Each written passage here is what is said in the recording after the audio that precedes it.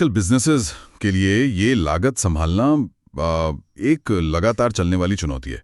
पर बात यह कि सिर्फ खर्च घटा देना ही तो काफी नहीं है ना, कभी कभी इससे नुकसान भी हो जाता है। बिल्कुल, शॉर्ट टर्म में फायदा दिखता है पर लॉन्ग टर्म में मुश्किल। तो आज हम स्ट्रैटेजिक कॉस्ट मैनेजमेंट यानी SCM पर थोड़ी गहराई से बात करेंगे। Okay, let's unpack this. ये पारंपरिक कॉस्ट मैनेजमेंट से अलग कैसे है और क्यों ये सिर्फ खर्च कम करने से कहीं ज्यादा अहमियत रखता है? हाँ, हम कुछ स्रोतों से मिली जानकारी के आधार पर इस समझने की कोशिश करेंगे कि भाई लागत को रणनीति से जोड़कर असली कॉम्पिटिटिव बढ़त कैसे हासिल की जाए। हाँ, ये समझना बहुत जरूरी है आज के माहौल में। देखिए, जो पारंपरिक सोच थी वो तो बस यही थी, भाई खर्च घटाओ, सिंपल। लेकिन इसमें कई बार, जैसा आपने कहा, जरूरी चीजें नजरअंदाज हो जाती थी। जैसे मशीन का मेंटेनेंस टाल दिया। हाँ, या फिर कोई जरूरी सर्विस सेंटर ही बंद कर दिया पैसे बचाने के लिए। सही। और फिर लंबे समय में बिजनेस को ही नुकसान झेलना पड़ता था। बिल्कुल। और यही SCM का नजरिया एकदम अलग है। ये सिर्फ खर्चों का हिसाब किताब नहीं है, ये कॉस्ट की जानकारी को कंपनी की ओवरऑल स्ट्रैटेजी के साथ जोड़ता है। What's fascinating here is इसका असली मकसद है कंपनी की बाजार में पोजीशन मजबूत करना और लागत को सोच समझकर रणनीतिक तरीके से कम करना। इसके 3 मुख्य आधार हैं: value chain analysis, strategic positioning analysis और कॉस्ट ड्राइवर एनालिसिस। अच्छा, ये वैल्यू चेन एनालिसिस, इसमें क्या होता है? मतलब बिजनेस की सारी एक्टिविटीज को देखना? हाँ बिल्कुल, वो सारी गतिविधियां जिनसे ग्राहक के लिए वैल्यू बनती है, सामान बनाने से लेकर मार्केटिंग, डिलीवरी, सब कुछ। और सिर्फ मेन काम नहीं, सपोर्ट वाले भी, जैसे HR या IT। हाँ, वो भी।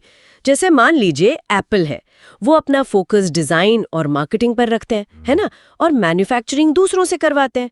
ये वैल्यू चेन को समझने का ही तो नतीजा है, एक स्ट्रेटेजिक फैसला। या जैसे टाटा स्टील ने जमशेदपुर को चुना, वो भी एक वैल्यू चेन का ही हिस्सा था। समझ गया। तो पहले वैल्यू चेन समझी, फिर आता है स्ट्रैटेजिक पोजीशनिंग एनालिसिस। हाँ, अब वैल्यू चेन तो ठीक है, पर उसे असरदार बनाने के लिए ये समझना जरूरी है कि कंपनी बाजार में खड़ी कहाँ है, कंपटीशन कैसा है, बाजार किधर जा रहा है। If we connect this to the bigger picture, यहीं स्ट्रेटेजिक पोजीशनिंग एनालिसिस काम आता है। ये बाहरी माहौल और कंपनी की अपनी अंदरूनी ताकतें, जैसे उसके संसाधन क्या हैं, कल्चर कैसा है, इन सबको समझने में मदद करता है। तभी तो सही रणनीति चुन पाएंगे। ठीक है, तो पहले समझा कि वैल्यू कहाँ बन रही है, वैल्यू चेन। फिर देखा कि बाजार में अपनी जगह क्या है, पोजीशनिंग। इसके बाद आता है, आपने कहा, कॉस्ट ड्राइवर एनालिसिस। जी। यहाँ उन वजहों को पहचाना जाता है जिनसे लागतें असल में घटती या बढ़ती हैं। और ये सिर्फ प्रोडक्शन कितना हो रहा है इस पर निर्भर नहीं करता। सही कहा, बिल्कुल नहीं। कॉस्ट ड्राइवर्स मतलब लागत बढ़ाने या घटाने वाले फैक्टर्स 2 तरह के हो सकते हैं। एक तो है संरचनात्मक, स्ट्रक्चरल, जैसे आपने कौन सी टेक्नोलॉजी अपनाई है, आपका बिजनेस कितना बड़ा है, कितना फैला हुआ है, वगैरह। अच्छा। और दूसरे होते हैं निष्पादन संबंधी, एग्जीक्यूशनल, जैसे आपकी टीम कितनी कुशल है, काम करने का तरीका कैसा है, क्वालिटी कंट्रोल पर कितना ध्यान है। इन ड्राइवर्स को समझे बिना अगर लागत कम करने की कोशिश की तो वो बस अंधेरे में तीर चलाने जैसा है, पता ही नहीं चलेगा कि SLSR कहाँ पड़ रहा है। तो जब ये तीनों स्तंभ, वैल्यू चेन, पोजीशनिंग और कॉस्ट ड्राइवर्स मिलकर काम करते हैं, तब कंपनी को वो कम्पिटिटिव बढ़त मिलती है। एग्जैक्टली। और इसके शायद 2 मुख्य रास्ते होते हैं। या तो डिफरेंशिएशन, मतलब कुछ ऐसा खास देना कि ग्राहक ज्यादा कीमत देने को तैयार हो जाए, जैसे आपने एप्पल का नाम लिया। हाँ, या फिर दूसरा रास्ता है कॉस्ट लीडरशिप का, यानी पूरी इंडस्ट्री में सबसे कम लागत पर काम करना, अपना प्रोडक्शन, सप्लाई चेन सब इतना इफिशिएंट बना लेना। लेकिन इसमें एक रिस्क भी तो है। हाँ बिल्कुल, माइकल पोर्टर ने चेतावनी दी थी, स्टक इन द मिडल से बचना बहुत जरूरी है। मतलब ऐसी स्थिति में ना फंसें जहां आप ना तो सबसे सस्ते हैं और ना ही आपके प्रोडक्ट या सर्विस में कुछ खास है। ये बहुत खतरनाक हो सकता है बिजनेस के लिए। अच्छा। यहीं पर ना बिजनेस मॉडल कैनवस जैसे टूल्स मदद करते हैं। वो ऑस्टरवाल्डर वाला मॉडल, हाँ, वो 9 ब्लॉक्स वाला, value proposition, customer segments, cost structure, वही, वो पूरा दिखाता है कि बिजनेस असल में वैल्यू कैसे बनाता है, कैसे डिलीवर करता है और पैसा कैसे कमाता है। ये पूरी तस्वीर साफ कर देता है। और इसी से जुड़ा है शायद वैल्यू प्रोपोजिशन कैनवस, ये ग्राहक को समझने में मदद करता है। बिल्कुल, ये बहुत कमाल का टूल है। ये ग्राहक की ज़रूरतें क्या हैं, उसकी तकलीफ़ें क्या हैं और वो क्या पाना चाहता है, गेन्स, इसे समझने में मदद करता है। फिर कंपनी देखती है कि उसका प्रोडक्ट या सर्विस कैसे इन तकलीफ़ों को कम कर सकता है और उम्मीदों को पूरा कर सकता है। गेन क्रिएटर्स, ये फिट बैठाना, मतलब प्रोडक्ट और ग्राहक की ज़रूरत का मेल, ये बहुत ज़रूरी है। और बाहरी माहौल को और समझने के लिए वो पॉटर की 5 शक्तियां। हाँ, वो भी बहुत महत्वपूर्ण है। इंडस्ट्री में कितना कंपटीशन है, मुनाफा कमाना कितना आसान या मुश्किल है, ये समझने के लिए पॉटर्स की 5 फोर्सेस, खरीदारों की सौदेबाजी की शक्ति, सप्लायर्स की शक्ति, नए कॉम्पिटिटर्स का खतरा, सब्स्टिट्यूट प्रोडक्ट्स का खतरा और मौजूदा कंपटीशन की इंटेंसिटी, इन सब का विश्लेषण जरूरी है। एसईएम को इन चुनौतियों के हिसाब से ही ढालना पड़ता है। Here's where it gets really interesting. इन सब में आजकल टेक्नोलॉजी, खासकर आईटी का रोल तो बहुत ही बड़ा हो गया है। ओह बिल्कुल, आईटी तो गेम चेंजर है। ये वैल्यू चेन की गतिविधियों को बेहतर बना सकती है ना? जैसे डिजाइन के लिए कैड कैम या ग्राहक संबंधों के लिए सीआरएम। हाँ, और साथ ही ये पोर्टर की शक्तियों को भी बदल सकती है।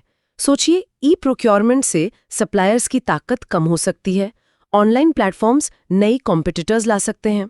तो आईटी का असर दोनों तरफ है, अंदरूनी प्रोसेस पर भी और बाहरी कॉम्पिटिटिव माहौल पर भी। तो इस बदलते माहौल में जो मैनेजमेंट अकाउंटेंट्स हैं, उनकी भूमिका भी तो बदली होगी।